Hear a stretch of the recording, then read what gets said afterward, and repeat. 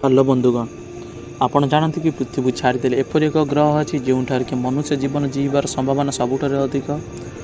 हाँ बंधुगण, पृथ्वी को छाड़देले मंगल एपरि एक ग्रह जोठार कि मनुष्य जीवन जीवार संभावना सबुठार अधिक। मु आपण पाखे मंगल ग्रह उपर वर्णना करने को जाऊँगी। आम प्राय समस्ते जाने जे आम सौर जगत में 8टी महाजगतीय पिंड बा ग्रह अच्छी और से केवल पृथ्वी ही जीवजगत बा जीवन जीवार समस्त प्रकार उपयोग अच्छी जो ग्रह कि आम समस्ते बसवास करुचे। यही 2 दशंधि पूर्व आम वैज्ञानिक मान परीक्षण जानवा पाइले जे आम पृथ्वी को छाड़दे मंगल एपरि एक ग्रह जो भविष्य जनबसति गठन कर बहुत परीक्षण पर आम या 4 भाग में विभक्त करूँ। प्रथमतः मंगल कौन? मंगल जीवन, मंगल को जीवार मनुष्यर इतिहास, मंगल मिशन रे भारतर योगदान, कौन आम भविष्य में मंगल रे बसवास करिपरिबा? यही सब प्रश्नर उत्तर पाई वीडियोटी को संपूर्ण शेष पर्यंत देखु और आपन जदि आम चैनल नुआ तेबे लाइक शेयर एंड सब्सक्राइब कर दिंतु और पाखरे थिया बेल आइकन टी चिपिया को केबे भी भूलिबे नहीं। नंबर 1, मंगल कौन?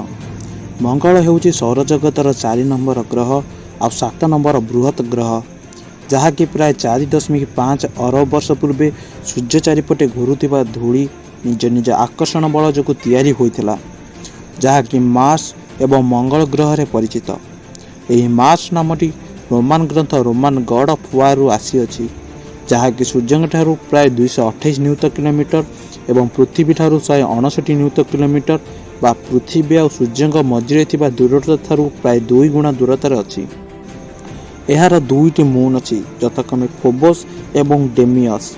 आपड़ जदि आम पृथ्वीर मून विषय जानवा चाहते तेबे डिस्क्रिप्शन में थिबा लिंक उपर क्लिक करंतु। यार क्रस्ट रे बहुत परिमाण रे आयरन थिबारु यह निज बहुमंडल लेयर थिबा ऑक्सीजन रे मिसी यार निजस्व सिग्नेचर लाल रंग प्रदान करे। यार डियामीटर प्राय 6791 किलोमीटर जहाँकि आम पृथ्वीर अधा अटे। माने आपण जदि आम पृथ्वी थिबा समस्त महादेश को मिसेबे तेबे मंगल सहित समान हेबो। मंगलर वॉल्यूम आम पृथ्वीर वॉल्यूम 6 गुणा कम। माने आम कहि परिबा कि आम पृथ्वी रे 6टी मंगल ग्रह को रखिपर। यह हेले भी मंगल रे आम सौर जगतर सब बृहत वोल्केनिक माउंटेन अच्छी जहाँकि आम एवरेस्ट 3 गुणा बड़। मंगल रे गोटे वर्ष प्राय 627 दिन और गोटे दिन प्राय 24 घंटा 40 मिनिट जहाँकि आम पृथ्वीर गोटे दिन 23 घंटा 50 मिनिट ठारू टिके अधिका। यार माध्याकर्षण बल पृथ्वी 62.5% रु कम। माने आपण पृथ्वी जदि 45 केजी ताहले मंगल रे 17 केजी हेबे। यह सूर्य ठारू एते दूर थिबारु यार वायुमंडल पतला होइतिबारु एटी अत्यधिक ठंडा हुए और विचक्षण भाव तापमात्रा और ऋतु परिवर्तन हुए। तेणु यार सरफेस टेम्परेचर -23 डिग्री सेल्सियस रु 35 डिग्री सेल्सियस भ्यारी करे। यार एवरेज टेम्परेचर -63 डिग्री सेल्सियस रुए। माने आम कहीपर कि मार्स आम सौर जगतर सबुठार कूलेस्ट ग्रह। यार वायुमंडल 96% अंगारकाम्ल, 2% आर्गन, 1% अम्लजान और 1% अन्य गैस रे गठित। एथिरे जीवन सक्रिय होबार 4टी इंपोर्टेंट एलिमेंट अच्छी जेमिति कि अंगारकाम्ल, अम्लजान, नाइट्रोजेन एवं हाइड्रोजेन। तेणु एथिरु प्रश्न आसे मंगल जीवन थिला बा अछि कि? यही प्रश्नर उत्तर आपण आम नेक्स्ट पॉइंट रे जानि परिबे। नंबर 2, मंगल रे जीवन। मंगल को पठा जाइतिबा लैंडर आ ऑर्बिटर रु जाना पड़े जे मंगल थिबा पत्थर गोड़ी एवं पानी बोहिबा सहित जड़ित। सेठी भी एक झरणा गेल नामक क्रेटर रे बहुथिला। एथिरु जाना पड़े कि अतीत रे मंगल रे बादल एवं पृथ्वी परि वायुमंडल थिला। तेबे कौन हैला कि यह गोटे मरुभूमि पालटि गला? तेबे साइंटिस्ट माने भाबुछंती गोटे प्रोसेस जार नाम स्पुटरिंग यह जोगु ही मंगल एमिति हैला। यही प्रोसेस अनुଯାयी सूर्य ठारू आसुथिबा फोटोन मंगलर आटमोस्फियर धक्का होई आयन रे बदली जाए।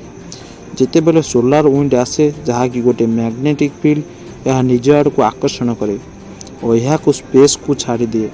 यह द्वारा समानुक्रमे धीरे धीरे मंगलर आटमोस्फियर क्रमशः पतला हो चलला और सूर्य ठारू आसुथिबा क्षतिकारक रश्मि को रोकी पारिला नहीं। यह फल मंगल रे थिबा पानी गुड़िक बाष्पित होई मंगलरू महाकाश को पलैला ତେବେ ମନକୁ ପ୍ରଶ୍ନ ଉଙ୍କି ମାରେ କି ଆମ ପୃଥିବୀ ଏହି ପ୍ରୋସେସରୁ କିପରି ବଞ୍ଚିଲା।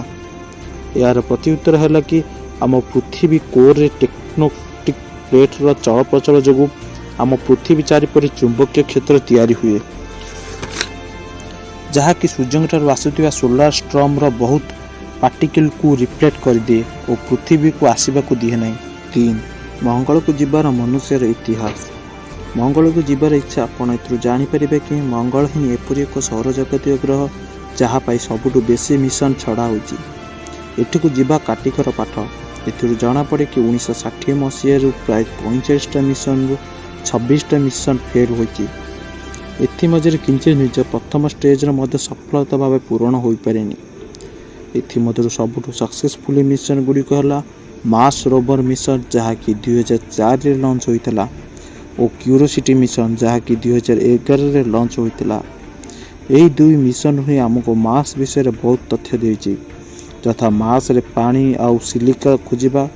ଏହି ମଙ୍ଗଳ ବିଷୟରେ ଜାଣିବା ପାଇଁ ଭାରତ ମଧ୍ୟ ପଛରେ ନାହିଁ, ଯାହାକି ଆପଣ ଆମ ନେକ୍ସଟ ପଏଣ୍ଟରେ ଦେଖିପାରିବେ। ନମ୍ବର 4. ମଙ୍ଗଳ ମିଶନରେ ଭାରତର ଯୋଗଦାନ। ଭାରତ ସ୍ପେସ୍ ଏଜେନ୍ସି ଇସ୍ରୋ ବା Indian space and research organisation 2013 November 5ରେ ମଙ୍ଗଳୟାନ ବା ମମ୍ ବା ମାର୍ସ ଅର୍ବିଟାଲ ମିଶନ ଲଞ୍ଚ କରିଥିଲା, ଯାହାକି 2014 ସେପ୍ଟେମ୍ବର 24ରେ ମଙ୍ଗଳ ଗ୍ରହ କକ୍ଷରେ ସଫଳତା ଭାବେ ପହଞ୍ଚିଥିଲା ଓ ଭାରତ ପୃଥିବୀର ପ୍ରଥମ ଏଜେନ୍ସି ଥିଲା କି ଯିଏ ବିନା ଭୁଲରେ ପ୍ରଥମ ଥରରେ ହିଁ ମଙ୍ଗଳରେ ପହଞ୍ଚିଥିଲା। ଏହାର ସଫଳତାକୁ ଦେଖି ଇସ୍ରୋ 2024ରେ ମଙ୍ଗଳୟାନ 2 ନାମକ ସ୍ପେସ୍ କ୍ରାଫ୍ଟକୁ ଛାଡ଼ିବାର ପ୍ଲାନ୍ କରୁଛି। ନମ୍ବର 5. କ'ଣ ଆମେ ମଙ୍ଗଳରେ ବସବାସ କରିପାରିବା? ଏହାର ଉତ୍ତର ହେବ କି ହଁ। ତେବେ କେମିତି ଆଉ କେବେ? 2020 ଜୁଲାଇ 30ରେ ନାସା ଏକ କ୍ରାଫ୍ଟ ଲଞ୍ଚ କରିଛି, ଯାହାକି 2026ରେ ଲଞ୍ଚ କରିବ। ଏହା ସେଠାରେ ପହଞ୍ଚି ସାମ୍ପୁଲ ରିଟର୍ଣ୍ଣ ପାଇଁ ରାସ୍ତା ଖୋଜିବ। ଏହାଛଡ଼ା ୟୁରୋପ ସ୍ପେସ୍ ଏଜେନ୍ସି 2022 ଅଗଷ୍ଟରେ ନିଜର ଏକ୍ସୋମାସ୍ ଲ୍ୟାଣ୍ଡର ମାର୍ସକୁ ପଠାଇବାର ଅଛି।